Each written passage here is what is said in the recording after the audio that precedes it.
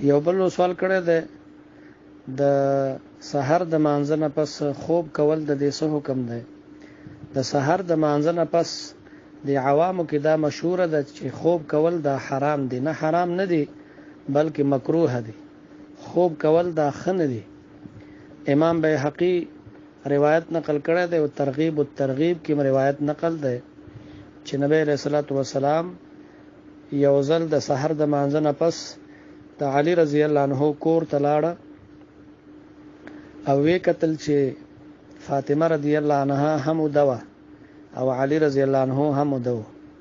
نو داسې فاطمه رضی الله عنها په خپه باندې داسې وهله او ورته وی فرمایل چې پاسې دا وخت د رزق د تقسیم دی، دی وخت کې تاسو خوب مکوئ.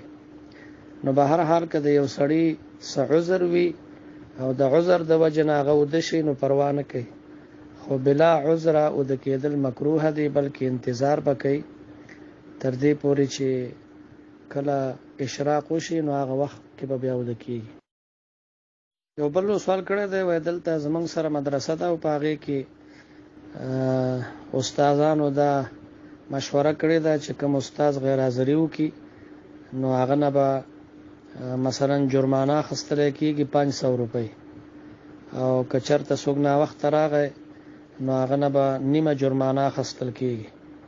بیا هغه دغه استادان په دې باندې د خوراک څه شی راوړي هغه پې خوري. دا حرام دی. ښه دې ته تعذیر بالمال وایي. تعذیر بالمال په شریعت کې ناروا دی. تعذیر بالمال دا مطلب چې یو کس څه جرم کړی څه غلطي کړې ده او ته هغه ته سزا ورکوې په مال باندې، مال ورنه اخلي، نو دا ناروا دي شرعاً. دا سکولونو کې ماشومان چې فیسونه په وخت باندې یو نسی نو هلته بیا جرمانه پې لګوي. یا یو ماشوم غیر حاضري وکړي هغه غیر حاضر شي نو بیا استادان ترې نه 10 روپۍ 20 روپۍ جرمانه اخلي، نو دا ناروا دي. یو تعذیر بالمال دی. دویم دا دی چې جرم ماشوم کړی دی چې نه دی تللی هغه به خامخا پیسې د مور او پلار نه اخلي نو سزا یې مور او پلار ته ملاویږي. نو تعذیر بالمال په شریعت کې ناروا دی. وعلیکم السلام ورحمت الله وبرکاتہ.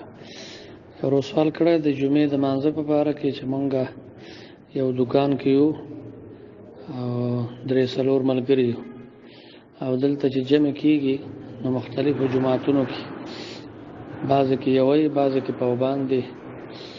نو ګورئ اصل کې اول اذان چې تاسو کم ځای کې دکان دی او تاسو سره کم نږدې جماعت اول اذان چې وشو نو تاسو به خرید او فروخت بندوي. دا خو شیطانی اثر دی چې دی وخت کې ګاګ ډېری، دی وخت کې خرید او فروخت ناروا ده. دکان به بندوي او ټول به جماعت ته ځان برابروي. بیا هغه جدا خبره ده چې کم جماعت کې څه ټیم مونځ کېږي او کم کې څه ټیم کېږي، خو د اول اذان نه پس خرید او فروخت دا منع ده.